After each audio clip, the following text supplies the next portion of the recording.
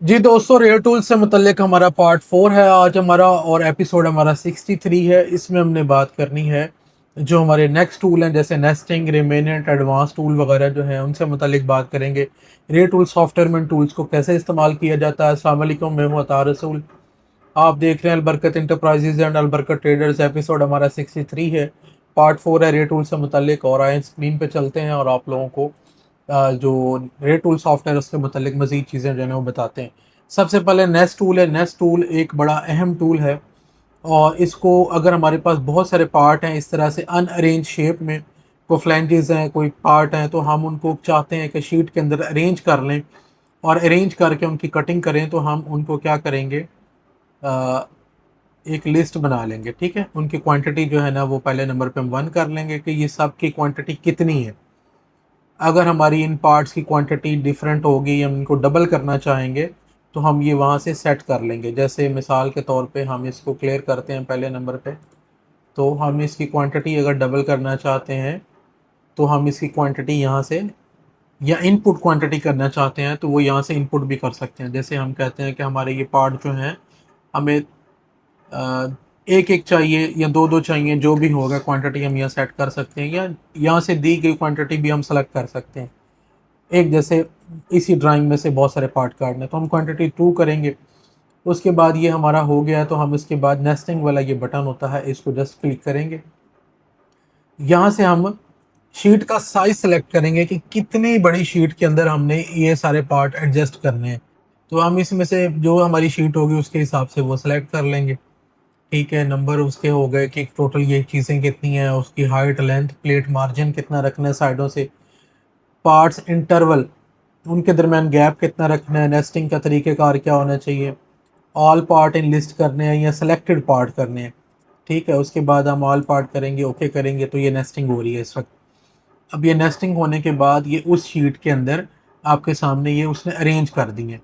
अब ये एक शीट में अरेंज नहीं हुए, तो उसने क्या किया, दो शीटें बना के दी हैं आपको। एक शीट ये है, ठीक है, इसमें उसने सारे स्केयर बना दिए, और एक शीट ये है जो आपकी रिक्वायर्ड साइज था उसके अंदर उसने ये सेट कर दिए, और कोशिश की है सॉफ्टवेयर ने अपने तरफ से कि वो वेस्टेज आपकी जितनी कम से कम कर सके उसने कर दी है। फिर भी अगर आप इससे सेटिस्फाइड नहीं है तो आपको मैनुअली नेस्टिंग करनी पड़ेगी, और ये नेस्टिंग इसने दूसरी शीट की कर दी है। तो नेस्टिंग का तरीक़ेकार ये होता है, अगर हम इसको ख़त्म करेंगे तो हम क्लियर नेस्टिंग करेंगे तो वो क्लियर हो जाएगी। अच्छा, एक चीज़ और है, वो बड़ी अहम है, और वो बहुत सारे लोगों को पता नहीं है। अगर वो इस्तेमाल करना चाहें तो वो कर सकते हैं। जो लोग इंडस्ट्री में काम करते हैं तो उसमें एक ऑप्शन होती है पार्ट की, ऐड पार्ट के नाम से होती है। अगर हम यहाँ से ऐड स्टैंडर्ड शेप पे क्लिक करें तो हमारे पास यहाँ पे कुछ शेप्स आ जाती हैं बनी बनाई। अगर हमने कोई रिंग काटने हैं, कोई फ्लैंजेस बनाने हैं, इस तरह के फ्लैंज बनाने हैं, ठीक है, ट्राई काटने हैं, स्क्रू होल, रेक्टेंगल, ब्रैकेट बनाने हैं, कोई इस तरह के ब्रैकेट काटने हैं, ये काटने हैं, तो ये हमारे पास प्री डिफाइंड इसके अंदर मौजूद होते हैं।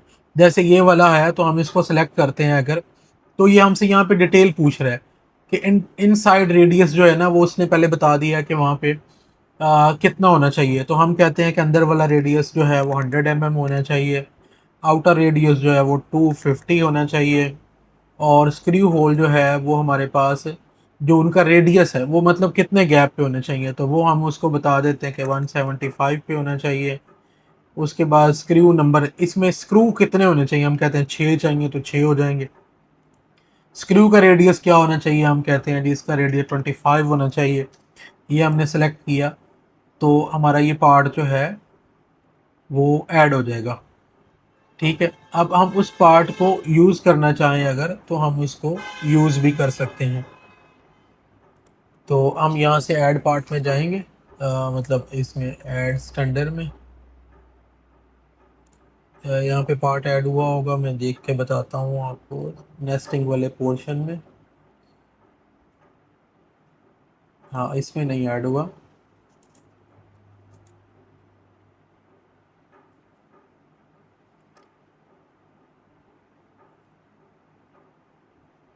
सेलेक्ट ऑल करेंगे और हम इसको डिलीट करेंगे, और फिर इसमें हम जो नया पार्ट है ऐड स्टैंडर्ड शेप वाला वो दोबारा से ऐड करेंगे। तो हम वही रहने देते हैं। अब देखें ये ऐड हो गया। अब हम इसको क्या करेंगे कि हम इसको नेस्ट कर लेंगे। ये क्लिक करेंगे जस्ट तो हमारी वो शेप आ जाएगी हमारे उसके ऊपर। उसको जो हमने साइजेस दी हैं उसके मुताबिक, अगर हम इसको चाहते हैं कि हमने ये फ्लैंक्स जो है वो काटने हैं काफ़ी सारे, तो हम जस्ट इसको क्लिक करेंगे, ठीक है, और इसकी हम नेस्टिंग पे क्लिक करेंगे और प्लेट मार्जिन हमने उसको बता दिया है, नंबर बता दिया, अल्फा सिलेक्टेड पार्ट जो है वो करेंगे, ठीक है, ओके करेंगे और ये हमारा शीट पे आ गया। अब हम इसको दोबारा से भी क्वांटिटी हमारी पूरी नहीं हुई तो हम क्वांटिटी इसकी दोबारा से हम पूरी कर लेंगे।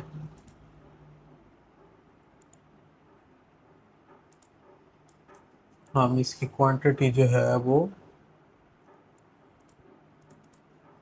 1 मिनट कंट्रोल Z करेंगे ताकि हमारी नेस्टिंग जो है वो क्लियर हो जाए और इस पार्ट को हम दोबारा से लेके आएंगे। ये आ गया, उस पर क्लिक करते ही और हम इसकी यहाँ से क्वांटिटी जो है एडिट करेंगे।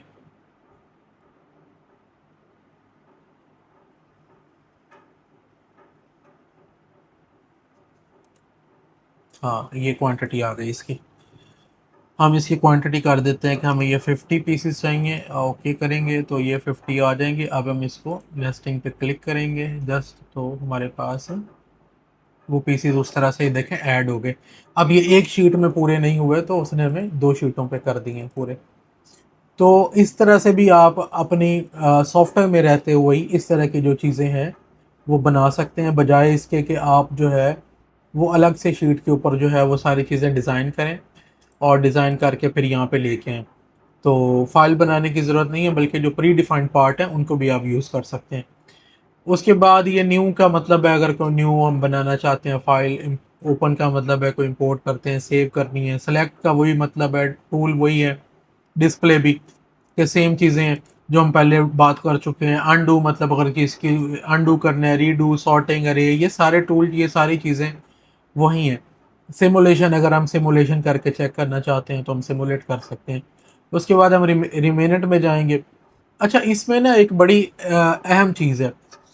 बहुत सारे लोगों के पास पीस कटे हुए होते हैं प्री डिफाइंड के, वो टेढ़े मेढ़े कटे हुए हैं और वो चाहते हैं कि हमारा जो फ्रेम है या जो मशीन हमारी है वो इस टेढ़े मेढ़े पीस को अपने पास एक्सेप्ट करे और इस टेढ़े मेढ़े पीस में से ही हमें पीस जो है वो काट के दे। तो बहुत सारे लोग बहुत सारी टेक्निक यूज़ करते हैं, लेकिन आप मशीन के अंदर रहते हुए भी ना इसको जो है वो कर सकते हैं इस्तेमाल। आप क्या करेंगे, मशीन को मूव करेंगे, ठीक है, ये इसमें पूरा तरीक़ेकार दिया हुआ, locate to start point of remanent and click start, ठीक है। स्टार्ट क्लिक करने के लिए फंक्शन प्लस एमिंग का बटन जो है ना रिमोट के ऊपर से आप वो भी यूज़ कर सकते हैं। उसके बाद लोकेट आउटलाइन पॉइंट, आप जो आउटलाइन पॉइंट है यहाँ से मशीन को मूव करते हुए इन बटन से वो पॉइंट्स के ऊपर मशीन को लेके जाएंगे और फंक्शन प्लस एमिंग का बटन दबा के वो पॉइंट्स आप सेलेक्ट करते जाएंगे। जैसे कोई इरेगुलर शेप है जैसे ये स्क्रीन के ऊपर दी हुई है, तो आप इस तरह उसके पॉइंट्स जो है ना वो सेव करवा देंगे। उसके बाद जब फंक्शन प्लस गैस का बटन आप प्रेस करेंगे तो वो सारी की सारी जो आपकी सिलेक्शन होगी वो एंड हो जाएगी और फिर वो कोई जो भी आपकी शेप होगी अगर वो इस सूरत में होगी तो वो स्क्रीन के ऊपर आपके पास इस तरह से मशीन उसको एक्सेप्ट कर लेगी और जब उसका फ्रेम करेगी तो वो फिर इसी तरीके से करेगी। उसके बाद अगर आप चाहते हैं कि वो सिलेक्शन जो है जो आपने की है उसमें कोई थोड़ी बहुत ही कमी पेशी है तो वो आप यहाँ से रिमेनेंट के जो कंटोर है उसको यहाँ से स्क्रीन से सिलेक्ट करके भी कर सकते हैं, ठीक है। और फिर उसकी आप जो कटिंग वगैरह या जो भी प्रोसेस है वो आप कर सकते हैं यहाँ से उसी तरीके से जिस तरह से वो वहाँ पे किया हो।